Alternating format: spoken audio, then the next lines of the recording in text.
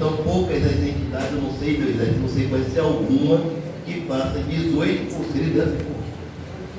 Né? Na Bahia, tudo. A gente precisa se conhecer mais, porque daí eu estou falando da gente se pertencer, discutir, fortalecer, é de entender o nosso tamanho também.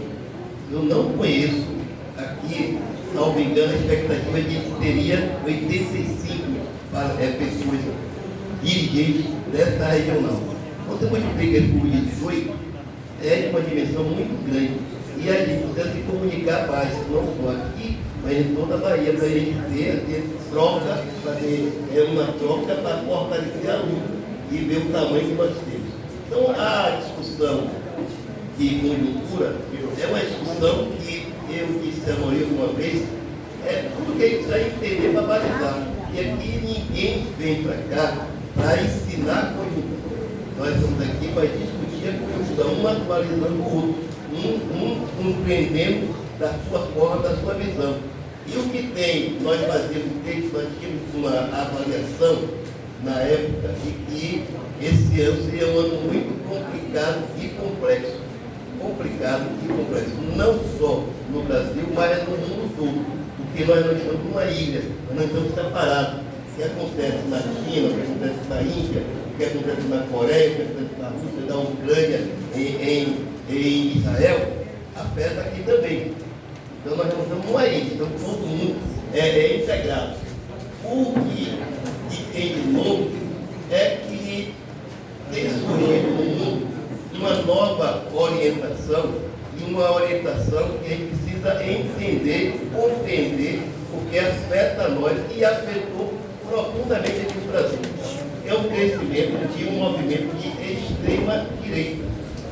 Uma coisa é você chegar e enfrentar, meu filho, a direita. A extrema direita, ela não lhe vê como adversário, ela lhe vê como inimigo. E tem que matar, tem que acabar.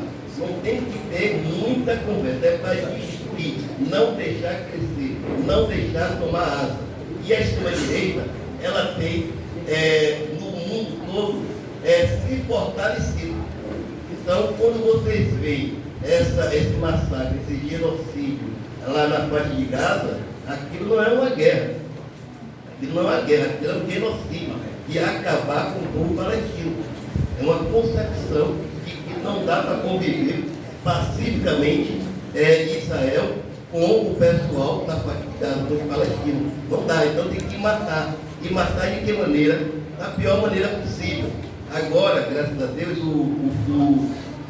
foi em Israel, o presidente, o primeiro-ministro foi declarado agora um criminoso de guerra.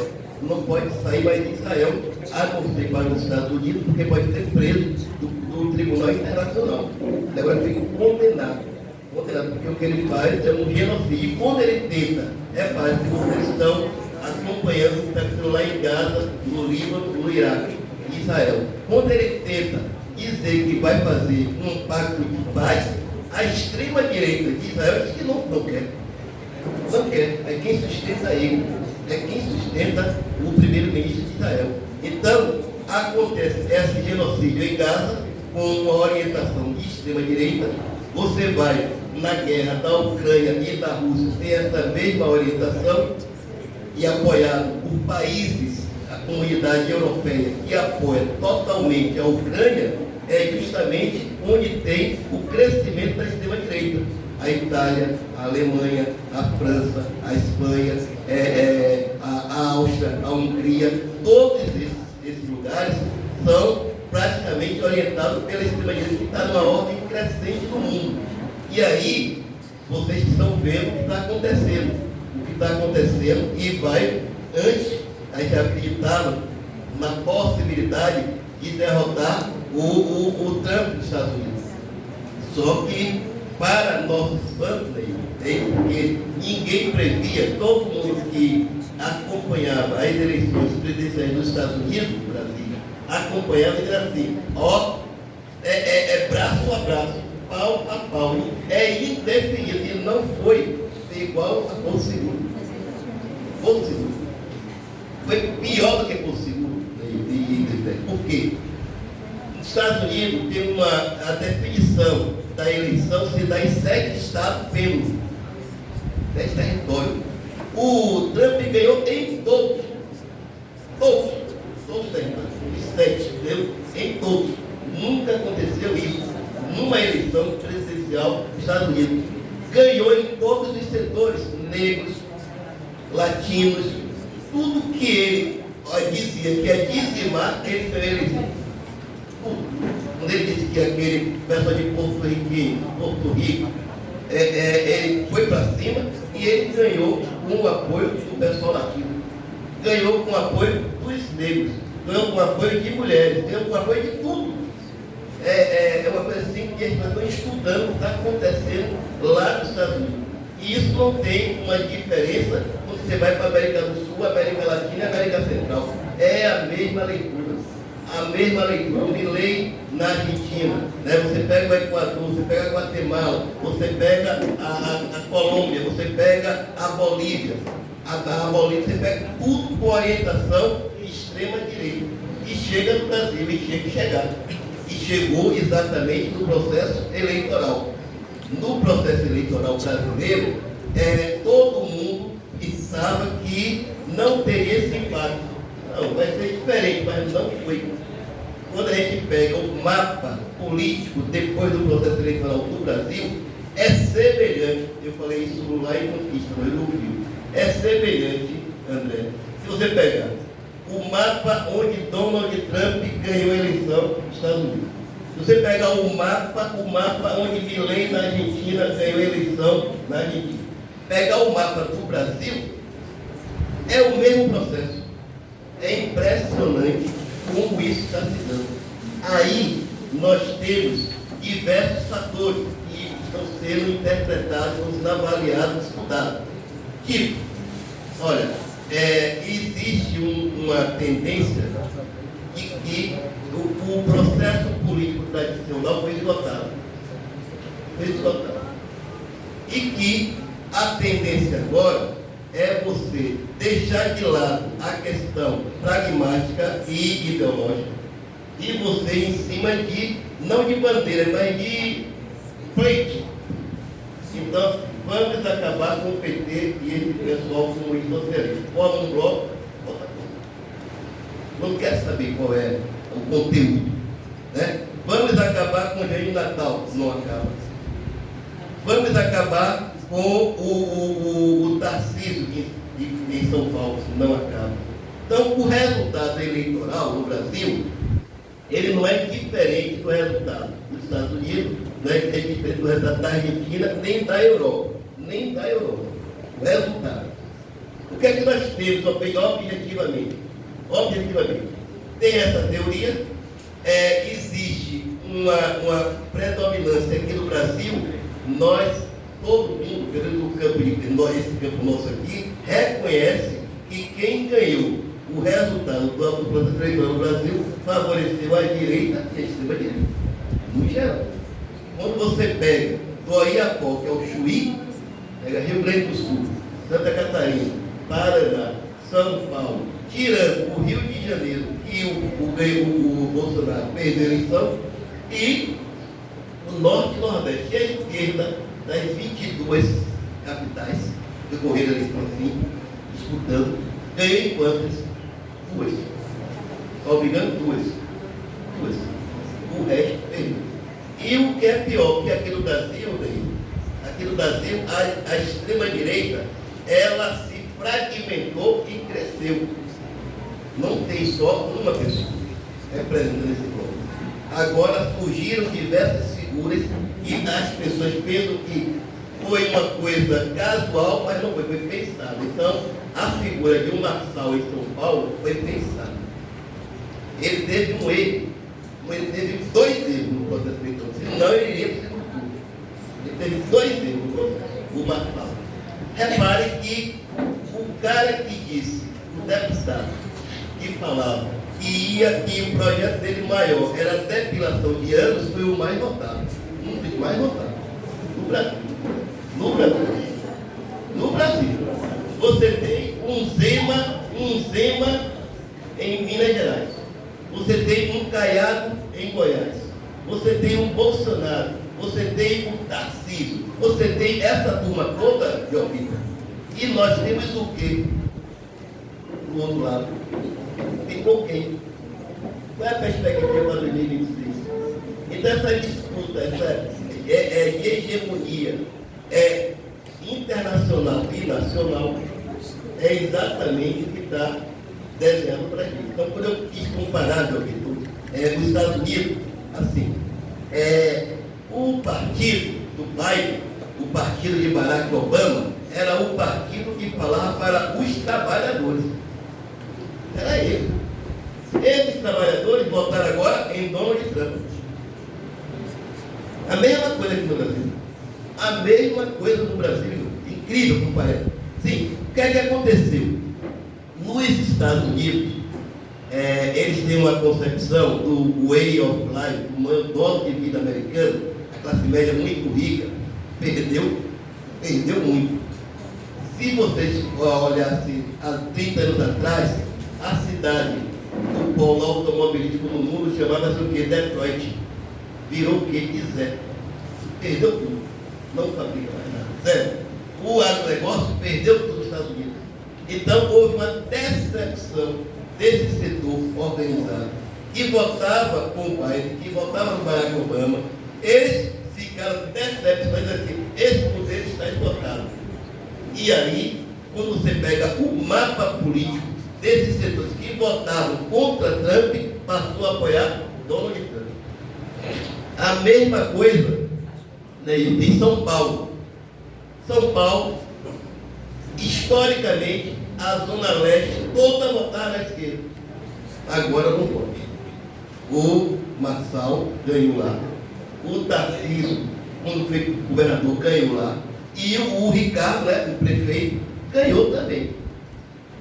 Se a gente pega, eu não sei, eu não vi a eleição em cada município daqui da regional, mas em Salvador, você tem em Salvador um Bruno Reis, ganhou em todos os bairros de Salvador de periferia.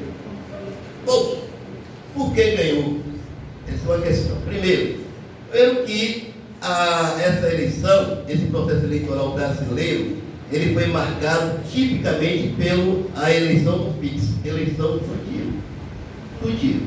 Com mais de dois componentes muito complicados que explica, por exemplo, na ilha, em Veracruz, da ilha de Itaparica, o Nego, que era o candidato que ia na eleição, faltando uma semana, o tráfico invadiu a ilha toda e ele fez a eleição. Então, a eleição também foi contaminada pelo tráfico e também por milícia e igreja pentecostal. Então, a gente, em Salvador, quem fazia movimento de bairro era a esquerda. Agora não. Agora quem toma conta é a igreja pentecostal e o tráfico de drogas.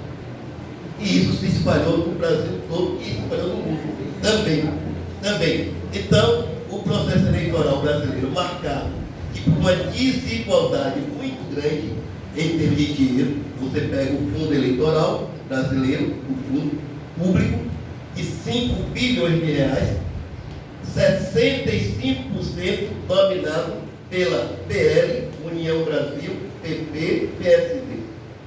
65%. Então, você chegava onde ia conversar com alguém que tinha compromisso com você, o cara chegava comprando compraram porque a situação brasileira de perda e questão de não ter dinheiro, o povo passou é muito grande. Você tem uma Bahia onde você tem 3 milhões e meio de pessoas que passam fome na Bahia. Aí fica o assistencialismo, fica a cesta básica, fica uma série de coisas, e esse povo todo desacreditado da política. Então, nós fomos engolidos, primeiro, por uma concepção de extrema-direita. A extrema-direita cresce no mundo, a extrema-direita cresce no Brasil, cresce na Bahia, e a gente precisa encontrar caminhos para contestar. Nós não temos assim uma resposta, temos que construir, temos que discutir, temos que debater, temos que saber como é que nós vamos enfrentar, porque 2026 pode acontecer um desastre aqui no Brasil. Aqui no Brasil. Então, vocês viram, ninguém acreditava no que Donald Trump fez. Donald Trump pediu para invadir o Congresso Nacional, o Congresso Católico. Morreram diversas pessoas, respondeu não sei quantos processos e não deu em nada. Essa mensagem deve estar sendo passada para o Brasil, que não vai dar em nada. Não vai dar em nada. E a gente não consegue produzir uma saída que o povo brasileiro entenda, até porque dentro do Brasil existe uma guerra muito desigual. O Lula foi eleito, mas ele não manda, ele foi eleito. Os 513 deputados federais, Lula conta com 100, 120 votos. O resto tem que negociar com quem? Com a extrema direita e com a direita. Dos prefeitos eleitos no Brasil, o maior partido que elegeu foi o PSD. E o Otto Alencar, e quem sabe que é de direita. O Otto Alencar vai ter um viés aqui mais de centro, mas lá em cima é direita, ele está mandando. Você viu, não sei se você viu, o Kassab foi receber o título aqui em Salvador, na Câmara Municipal de Salvador, e ele disse, o meu candidato seria Tarcísio, para presidente da República. Mas acho que ele vai chegar no lugar dele, mas vamos ver e vamos discutir. Outros atores. Outros atores, quais são os outros atores? Caiado vai ser lançado em Salvador o mês que vem. Vai ser lançado candidato a presidente, o cara que fundou a UTR. UTR, para quem não sabe, é a União Democrática do Ruralista. Movimento bravo. É ele que comanda isso. Aí vem a turma de Bolsonaro, vem a turma do Zema, vem a turma do Rio Grande do Sul. E nós estamos fazendo o quê? O que é que nos espera? O Congresso Nacional, a Brasília fala aqui, da questão do pacote fiscal.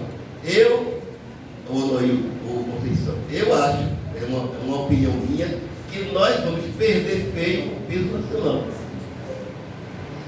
Porque o que está na ordem do dia é o pacote fiscal, que nada mais é do que uma repercussão da emenda 95 de corte de taxa. Você só pode gastar o que for do teto. Para quê? Para sobrar dinheiro para pagar a dívida aos banqueiros, para ter o Itaú, essa turma toda. Então estão disputando o orçamento. Ao disputar o orçamento, eles querem saber que educação, Jovita, é gasto, não é investimento. Saúde é gasto, não é investimento. Então tem que cortar da saúde, das universidades, tem que cortar de tudo. Cortar de tudo porque precisa sobrar dinheiro para pagar os banqueiros. Aí entra a educação, entra a questão do ensino médio. Na educação, não sei se vocês estão sabendo, aí é opinião pessoal, é opinião pública de todo mundo, mas aquele pessoal do MEC é um pessoal muito de direita. De direita. Né? A forma como você tratar a educação no Brasil é coisa de mercado. Coisa de mercado. Aqui na Bahia, a educação, ela é gerida, ela é sustentada pela Fundação Getúlio Vargas. É um absurdo. É a Fundação Getúlio Vargas. O que está acontecendo, vocês estão vendo aí nos estados, de que São Paulo, o Tarcísio privatizou a educação, em Goiás privatizou a educação, no Rio Grande do Sul, Rui Costa tentou fazer isso aqui, cara. Há muito tempo, nós não deixamos. Mas a linha é essa, a linha vai ser essa, né? A linha vai ser essa. Então, nós estamos vivendo momentos de muita reflexão, ou seja, o presidente Lula não tem maioria para governar, fica refém do Congresso Nacional, um Congresso Nacional que só governa pegando o orçamento do Estado e transformando em emendas, é o que o pessoal está aí querendo, porque são as emendas que vão fazer com que os prefeitos se elejam, os deputados federais se elejam, os governadores também, e a gente do movimento sindical um pouco, assim, encurralado. Então, nós temos que reagir como? Nós temos que enfrentar essa avassaladora questão da extrema-direita de crescimento muito grande, no Brasil e no Estado, também nos municípios, como é que eu vou tratar o Engenho Natal? Como é que eu vou tratar o de Teixeira de Freitas? Como é que eu vou tratar o de fulano e tal?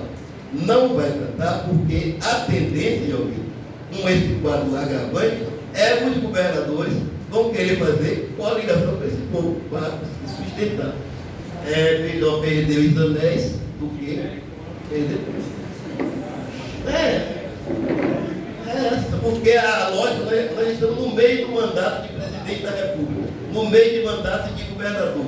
Os governadores agora, para recompor, vão ter que se associar, vão ter que ficar ao lado de um Engenho Natal, ao lado do Teixeira de Freitas, ao lado de não sei o quê, e o conjunto da classe trabalhadora vai fazer o quê? Vai se contentar com o quê?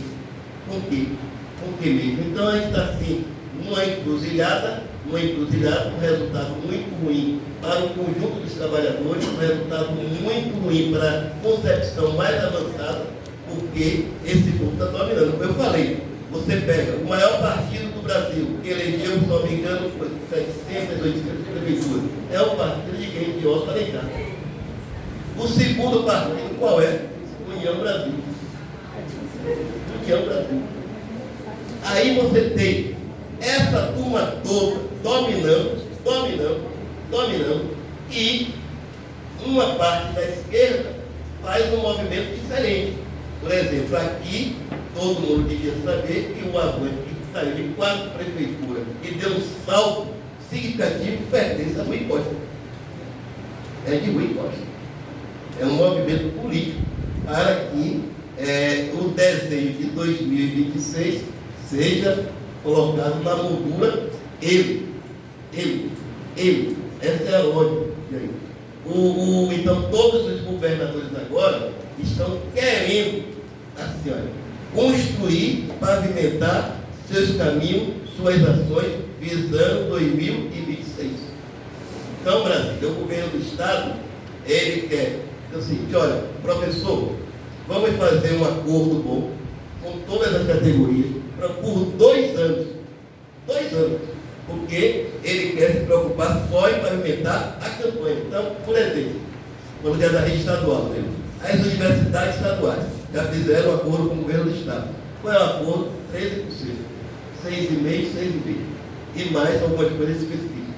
A Polícia Civil está fazendo acordo. A Polícia Militar está fazendo acordo. Todo mundo não fez com a educação porque eles disseram que não tem como parâmetro ainda o reajuste do piso, que vai ser anunciado agora em dezembro. Mas já tem acordo e que quer negociar. Quem é da rede estadual? O plano de carreira, esse plano de carreira negocia os padrões, que é a coluna vertical, negocia os graus, que é a coluna horizontal, negocia certificação, eleições a diretor de escola e uma série de outras questões, para não ter deixado livre daqueles fatores acordo e se consolide no poder. Essa é a lógica. Mas tem um problema. Qual é o problema? O problema chama-se a extrema-direita não quer fazer esse acordo. Não quer. Para nossa sorte, diminuir um pouco a tensão da questão da anistia, porque a anistia estava colocada na ordem do dia como centro de decisão de quem vai comandar a Câmara dos Deputados. E todo mundo, repare como é a força política, todo mundo correu com os braços de Lira. Lira disse, vai ser o da Paraíba. Paraíba, não tem que saber quem é aquele. É esse cara, vai ser o presidente da Câmara. Com o apoio de a maioria dos partidos. Não tem quem vai contestar. Qual é a força, qual é o acordo? Um dos acordos é tentar votar, pelo menos, o projeto de anistia do PL, para tentar liberar a turma que invadiu o Congresso, que fez o 8 de janeiro e fez tudo isso. Agora todos surgiram novas provas. Aí muda um pouco a rota. Mas será que não vamos ter força? Por exemplo, a CUT, as centrais sindicais, estão tomando um ato no dia 12 de dezembro. 12, né? 12. Acho que é 12 de dezembro.